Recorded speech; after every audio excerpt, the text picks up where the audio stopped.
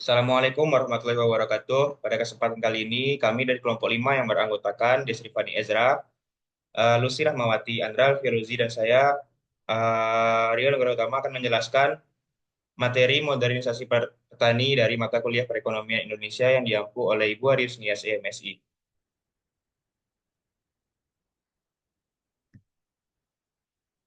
Adapun daftar isi ataupun subbab yang akan kami jelaskan pada materi kali ini ialah yang pertama modernisasi pertanian, yang kedua pertanian pangan, yang ketiga hasil pangan lainnya, yang keempat hasil bumi, yang kelima manajemen sumber daya alam di Indonesia, dan yang terakhir agenda masa depan pertanian Indonesia.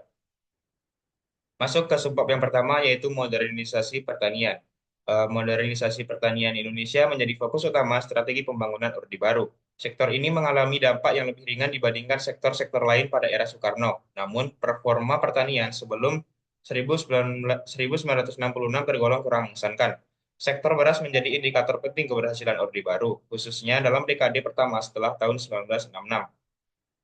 Ketersediaan dan harga beras mempengaruhi stabilitas politik, terbukti pada tahun 1972 hingga 1973 ketika krisis harga beras mengguncang rezim, meski kekuasaan Soekarno sudah kuat. Pemerintah mendukung produksi beras melalui harga output yang realistis, subsidi input, serta investasi besar di infrastruktur. Faktor eksternal seperti kemajuan teknologi dan kedekatan geografis dengan Malaysia dan Thailand juga memberi efek positif, terutama dalam pengembangan perkebunan swasta dan pemerintah.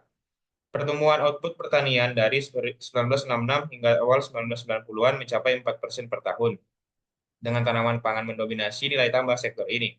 Subsektor lain seperti peternakan, perikanan, dan kehutanan tumbuh lebih lambat, terkadang dipengaruhi oleh fluktuasi harga internasional. Untuk penjelasan selanjutnya akan dijelaskan oleh teman saya yaitu Andra Firoza. Pada Andra dipersilakan. Baik, terima kasih kepada Rio. Untuk materi selanjutnya, saya akan menjelaskan Indonesia, terutama beras, mengalami perkembangan signifikan dari tahun 1966 hingga 1992, ditandai dengan peningkatan produktivitas sawah. Produksi sawah naik lebih dari 250% dan konsumsi per kapita beras meningkat sekitar 80%. Faktor utama yang mendorong peningkatan produktivitas beras adalah kebijakan intensifikasi, seperti pengenalan varietas unggul, subsidi pupuk dan pestisida, stabilisasi harga, serta pengembangan infrastruktur irigasi dan jaringan pertanian. Pada akhir 1960-an, kebijakan pangan di Indonesia hampir sepenuhnya berfokus pada beras, sebagaimana tercermin dalam Repelita 1. Next.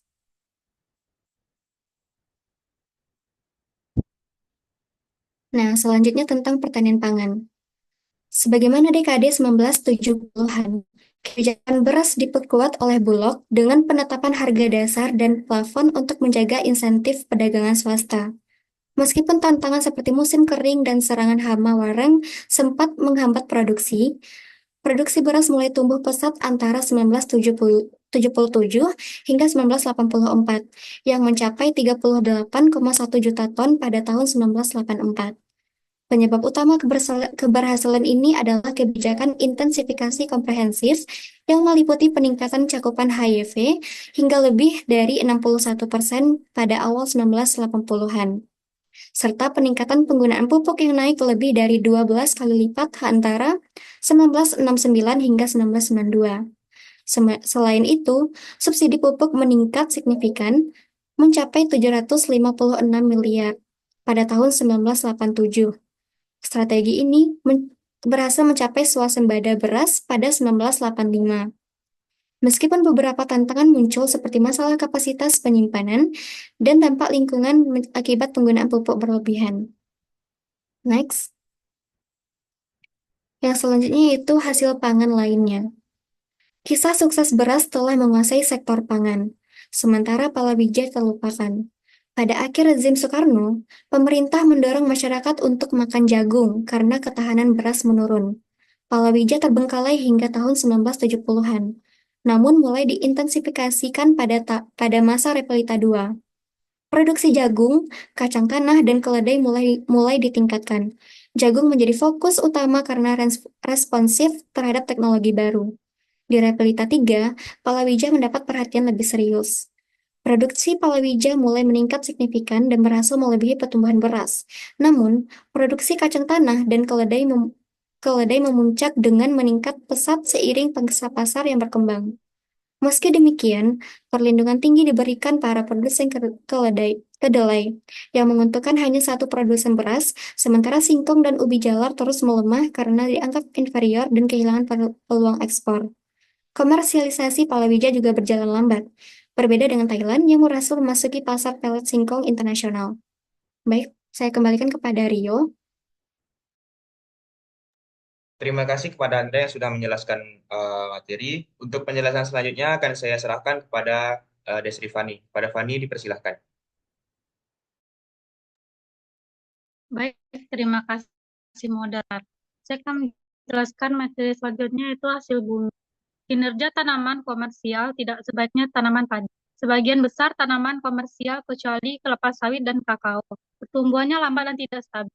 Dilihat pada gambar 7.7a dan 7.7b, produksi karet hanya meningkat 50% dari 1960-an hingga awal 1990-an. Produksi kopi petani kecil dinamis, meningkat 2 kali lipat sejak akhir 1960-an. Produksi teh petani kecil tumbuh lambat sejak 1980-an. Next.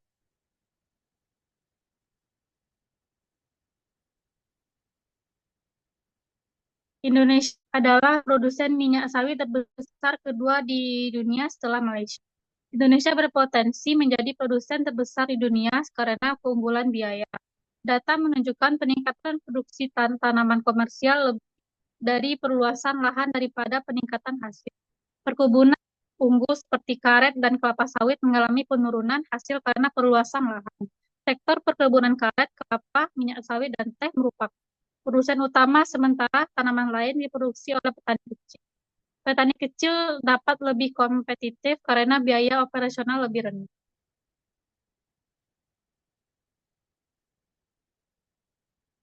Sejarah sektor tanaman komersial terlambat oleh penetapan harga mata uang asing tidak realistis sebelum tahun 1965.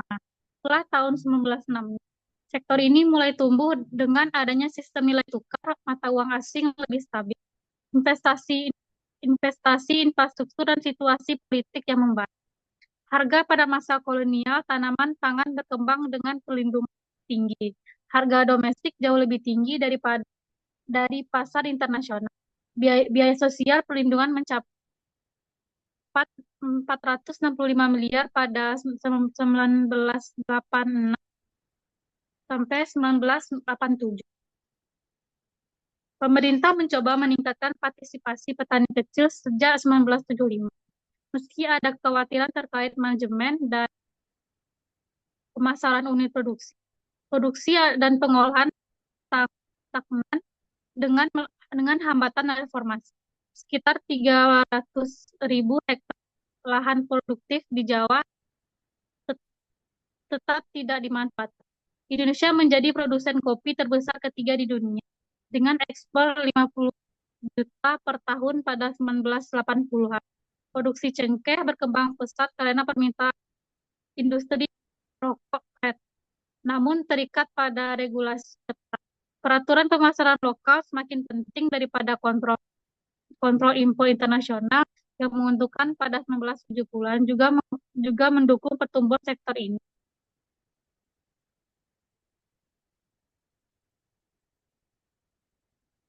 Selanjutnya yaitu manajemen sumber daya alam di Indonesia. Pada tahun 1980-an, kesadaran terhadap isu lingkungan mulai meningkat dengan gerakan LSM dan kelompok lingkungan yang lebih aktif.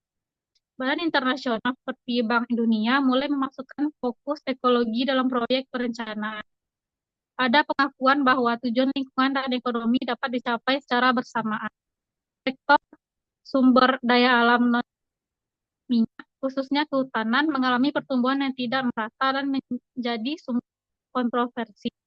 Ekspor kayu meningkat pesat pada tahun 1960-an. Namun praktik pengolahan hutan dan konservasi seringkali buruk. Deforestasi di Indonesia rata-rata mencapai 850.000 hektar per tahun selama tahun 1980-an, disebabkan oleh praktik pertanian yang tidak tepat. Secara keseluruhan, meskipun ada kemajuan dalam pengelolaan sumber daya alam, tantangan besar masih ada dalam hal praktik manajerial, korupsi, dan kebijakan yang tidak konsisten. Pengolahan yang lebih baik dan perlindungan lingkungan yang ketat ekologi diperlukan untuk mencapai keseimbangan antara pengembangan ekonomi dan kepunahan. Baik, sekian pembahasan materi saya kembalikan kepada. Terima kasih kepada Fani yang sudah menjelaskan materi. Untuk penjelasan selanjutnya mengenai agenda masa depan pertanian Indonesia akan dijelaskan oleh Lucy. Pada Lucy dipersilahkan. Baik, terima kasih kepada moderator. Selanjutnya yaitu materi mengenai agenda masa depan pertanian Indonesia. Ada 3 agenda masa depan pertanian di Indonesia. Yang pertama yaitu tantangan dan perubahan. 2 faktor penting yang mendorong pertanian pada tahun 1970-an yaitu kemajuan teknologi dan subsidi dari booming minyak. Diperkirakan tidak akan berperan besar di masa mendatang. Lalu kedua ada perubahan ekonomi dan dampaknya. Pertumbuhan ekonomi dan industrialisasi yang cepat dapat mengubah keunggulan komparatif Jawa, Bali dari produksi pangan menjadi kegiatan bernilai tambah yang lebih tinggi seperti manufaktur dan pariwisata. Hal ini berpotensi mengurangi lahan pertanian. Selanjutnya yang ketiga yaitu prospek permintaan dan penawaran. Permintaan domestik untuk pangan diperkirakan akan tumbuh lebih lambat seiring dengan penurunan pertumbuhan populasi dan elastisitas permintaan. Meski demikian, penghapusan beberapa subsidi tidak berdampak signifikan pada hasil.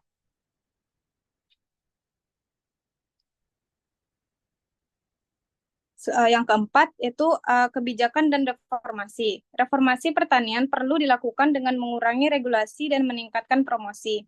Meskipun terdapat perlindungan untuk beberapa komoditas, Indonesia tidak mengikuti jalur proteksionisme yang tinggi seperti negara Asia Timur. Kelima, ada infrastruktur dan riset. Pembangunan infrastruktur perdesaan sangat penting untuk meningkatkan efisiensi pasar pertanian. Pengeluaran untuk penelitian dan pengembangan pertanian perlu ditingkatkan, terutama untuk mendukung petani kecil. Dan yang terakhir ada deregulasi dan kebijakan pasar. Penting untuk menghapus kontrol pasar yang tidak perlu dan membuka ruang bagi liberalisasi pertanian. Kebijakan yang mendukung perlindungan harga yang tinggi seringkali menciptakan volatilitas harga yang tidak stabil. Baiklah, sekian penyampaian materi dari saya kembalikan kepada moderator. Baik, terima kasih kepada Lucy yang sudah menjelaskan materi. Berdasarkan materi yang telah kami sampaikan, dapat disimpulkan bahwa sektor pertanian di Indonesia menghadapi berbagai tantangan dan peluang yang signifikan. Meskipun ada kemajuan dalam pengelolaan sumber daya alam dan praktik pertanian, seperti penangkapan ikan yang berlebihan, praktik manajemen yang tidak efisien, dan korupsi, masih menjadi hambatan yang paling utama. Modernisasi dalam sektor pertanian termasuk penerapan teknologi dan praktik pakan yang lebih baik sangat diperlukan untuk meningkatkan produktivitas yang menuju ke masa depan. Permintaan domestik untuk pangan diperkirakan akan tumbuh lebih lambat. Dan meskipun ada potensi untuk peningkatan hasil di luar Jawa dan Bali, tantangan dalam hal hasil yang lebih rendah tetap ada. Oleh karena itu, diperlukan pengelolaan yang lebih baik dan perlindungan lingkungan yang ketat untuk mencapai keseimbangan antara pengembangan ekonomi dan keberlanjutan sumber daya alam. Secara keseluruhan, keberhasilan sektor pertanian di masa depan akan bergantung pada kemampuan untuk beradaptasi dengan perubahan ekonomi, teknologi, dan lingkungan, serta komitmen untuk mengatasi tantangan yang ada. Mungkin hanya itu yang dapat kami sampaikan. Mohon maaf apabila ada kekurangan. Sekian. Assalamualaikum warahmatullahi wabarakatuh.